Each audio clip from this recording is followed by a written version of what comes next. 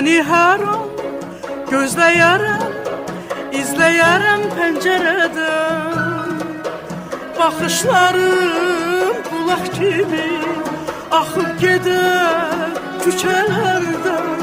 Deyirsən ki, sorma məni bir kimsə. Necəsisin, necə tanım, səni sevdim, səni andım. El içində mehribanım, adındanım, özündəmi, sözümdəmi mehribanım. Heç bilmirəm necə oldu, o sevdaya qoşa yandım.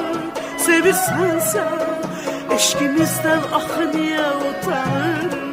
Necə susun, necə tanım, səni sevdim, səni andım. El içində mehribanım, mehribanım, mehribanım, mehribanım, mehribanım.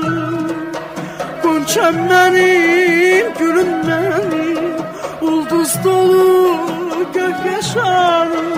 İstəyirəm haray salıb bu sevdanı elə yayım. Necə susun, necə danım, səni sevdim, səni andım. El içində mehribanım.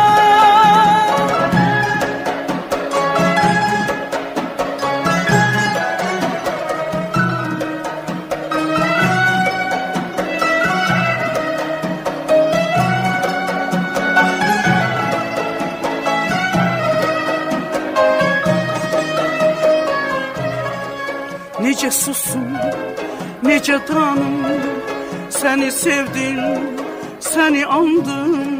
Necə susun, necə tanım, səni sevdim, səni andım. Mehribanım, mehribanım, mehribanım, mehribanım.